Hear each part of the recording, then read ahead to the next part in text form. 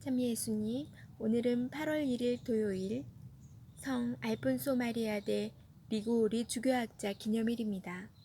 독서와 복음 말씀 봉독하도록 하겠습니다. 성부와 성자와 성령의 이름으로 아멘. 제1 독서입니다. 예레미야서의 말씀입니다. 그 무렵 사제들과 예언자들이 대신들과 온 백성에게 말하였다. 여러분의 귀로 들으신 것처럼 이 사람은 이 도성을 거슬러 예언하였으니 그를 사형에 처해야 합니다. 이에 예레미야가 모든 대신들과 온 백성에게 말하였다. 주님께서 나를 보내시어 이 집과 도성에 대하여 여러분이 들으신 이것을 예언하게 하셨습니다. 그러니 이제 여러분의 길과 행실을 고치고 주 여러분의 하느님 말씀을 들으십시오. 그러면 주님께서 여러분에게 내리겠다고 말씀하신 재앙을 거두실 것입니다. 이 내 몸이야 여러분 손에 있으니 여러분이 보기에 좋을 대로 바르게 나를 처리하십시오. 그러나 이것만은 분명히 알아두십시오. 여러분이 나를 죽인다면 여러분 자신과 이 도성과 그 주민들은 죄 없는 이의 피를 흘린 책임을 져야 할 것입니다. 참으로 주님께서는 나를 여러분에게 보내시어 여러분의 귀에 대고 이 모든 말씀을 전하게 하셨던 것입니다. 그러자 대신들과 온 백성이 사제들과 예언자들에게 말하였다. 이 사람은 사형당할 만한 죄목이 없습니다. 그는 우리에게 주 우리 하느님의 이름으로 말하였습니다. 예레미야는 사판의 아들 아히캄의 도움으로 백성의 손에 넘겨져 죽임을 당하지는 않게 되었다. 주님의 말씀입니다. 하느님 감사합니다. 복음 말씀입니다. 마테오가 전한 거룩한 복음입니다. 그때 헤로데 영주가 예수님의 소문을 듣고 시종들에게 그 사람은 세례자 요한이다. 그가 죽은 이들 가운데에서 되살아난 것이다. 그러니 그에게서 그런 기적의 힘이 일어나지 하고 말하였다. 헤로데는 자기 동생 필리포스의 아내 헤로디아의 일로 요한을 붙잡아 묶어 감옥에 가둔 일이 있었다. 요한이 헤로데에게 그 여자를 차지하는 것은 옳지 않습니다 하고 여러 차례 말하였기 때문이다. 헤로데는 요한을 죽이려고 하였으나 군중이 두려웠다. 그들이 요한을 예언자로 여기고 있었기 때문이다. 그런데 마침 헤로데가 생일을 맞이하자 헤로디아의 딸이 손님들 앞에서 춤을 추어 그를 즐겁게 해주었다. 그래서 헤로데는 그 소녀에게 무엇이든 청하는 대로 주겠다고 맹세하며 약속하였다. 그러자 소녀는 자기 어머니가 부추기는 대로 세례자 요한의 머리를 쟁반에 담아 이리 가져다 주십시오 하고 말하였다. 임금은 괴로웠지만 맹세까지 하였고 또 손님들 앞이어서 그렇게 해주라고 명령하고 사람을 보내어 감옥에서 요한의 목을 베게 하였다. 그리고 그의 머리를 쟁반에 담아다가 소녀에게 주게 하자 소녀는 그것을 자기 어머니에게 가져갔다. 요한의 제자들은 가서 그의 죽음을 거두어 장사 지내고 예수님께 가서 알렸다. 주님의 말씀입니다. 그리스도님 찬미합니다. 잠시 묵상하시겠습니다. 예언이라는 말은 미래에 일어날 일을 미리 헤아려 말하는 예언과 신탁을 받은 사람이 신의 뜻을 사람들에게 전하는 일과 그 내용을 가리키는 예언으로 구분하여 쓰입니다. 구약 성경에 등장하는 예언은 후자의 성격이 강합니다. 물론 하느님의 뜻을 전하다 보면 때로는 미래의 일도 언급하기 때문에 오늘 독서와 복음에서 전자의 의미를 완전히 배제하기는 어렵습니다.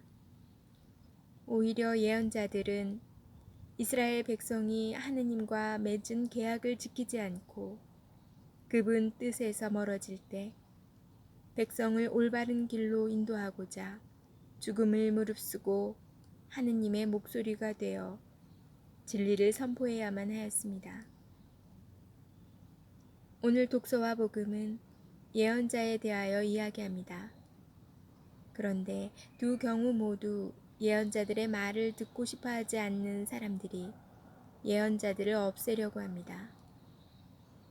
예레미야의 목숨은 유다의 대신들과 모든 성읍 주민들의 무서운 변덕에 달려 있습니다. 사제들과 예언자들도 그가 성전과 예루살렘을 반대하는 목소리를 냈다는 이유로 마땅히 처형되어야 한다고 믿고 있습니다. 세례자 요한도 율법을 어기고 동생의 아내를 차지한 헤로데를 비난한 일로 수감되었습니다. 그리고 죄인의 사면도 가능한 임금의 생일날에 오히려 참수당하는 끔찍한 일을 겪습니다. 비록 오늘 독서와 복음에 예수님께서 등장하시지는 않는다 하더라도 예언자들을 통하여 우리는 주님께서 겪으실 일들을 감히 상상할 수 있습니다. 하느님을 위하여 자기 목숨을 위태롭게 하면서까지 사명에 충실하였던 예언자들의 신실에 비추어 우리의 말과 행위를 살펴봅시다. 그리고 내가 할 수 있는 일이 무엇인지 생각하고 망설임 없이 행합시다. 화답송의 시편 저자처럼 예언자로서 겪게 될 고통 속에서도 기도합시다. 가련한 저는 고통을 받고 있나이다. 하느님, 저를 도우시어 보호하소서. 하느님 이름을 노래로 찬양하리리라. 감사 노래로 그분을 기리리라. 아멘. 성부와 성자와 성령의 이름으로 아멘. 여러분, 오늘 제가 픽한 꽃은 무엇일까요? 이 꽃은 대부분 못 맞추셨을 거예요. 이것은 참외꽃이에요. 예상하셨겠지만 제가 또 과일 껍질 씨앗을 땅에 심었더니 이렇게 예쁘게 참외씨에서 싹이 나서 참외 넝쿨 그리고 꽃까지 이렇게 피었네요. 자세히 보니까 예전에 제가 보여드렸던 호박꽃과도 비슷해요. 사이즈만 좀 작게 귀엽게 앙증맞은 꽃이네요. 근데 이제 열려서 언제 제가 먹을 수 있을까요? 작년에는 이렇게 키워서 참외를 실제로 따 먹기도 했어요. 정말 자연의 생명력은 신비롭고 위대한 것 같아요. 인간도 이렇게 자연을 거스르지 않고 순응하면서 살았으면 하는 생각이 들어요. 그렇다면 많은 여러 재앙으로부터 피할 수 있을 텐데 라는 생각도 듭니다. 이렇게 겸손되이 자연에 순응하는 이런 여러 가지 풀과 나무, 꽃, 잡초들을 볼 때 인간보다 나은 면이 있구나 라는 생각이 들기도 하네요. 오늘 독서와 복음에서는 예언자 예레미야와 또 요한이 나오는데 대부분 예언자들의 삶을 보면 고통을 당하다가 순교를 당하시죠. 세례자 요한도 마찬가지로 순교를 하셨어요. 이 시대에 그렇게 예수님 말씀을 전한다고 해서 잡아다가 순교를 하지는 않잖아요. 모르겠어요. 지구 어느 편 반대쪽에선 아직도 그러고 있는지는 잘 모르겠는데, 지금 그냥 제가 접하는 우리나라 주변 나라에서는 그렇지는 않아요. 그런데 저도 이렇게 하느님 말씀, 예수님 말씀을 늘 이렇게 온라인 상으로 하긴 하지만 선포하잖아요. 말씀을 전해드리는데, 만약에 그 예전처럼 박해를 하던 시기라면, 어쩌면 죽임을 당할 수도 있는 시기라면 나도 과연 이렇게 주님의 말씀을 선포하고 있을 수 있을까? 라는 생각이 들더라고요. 아직 결론은 생각을 못 해봤어요. 하지만 그건 결코 쉽지 않은 일이라는 건 확실한 것 같아요. 다가올 고통을 알면서도 그 속에서 기도하며 주님을 알리려고 했던 예언자들. 저도 오늘 마지막은 그 기도로 다시 한번 함께 하겠습니다. 가련한 저는 고통을 받고 있나이다. 하느님, 저를 도우시어 보호하소서. 하느님 이름을 노래로 찬양하리라.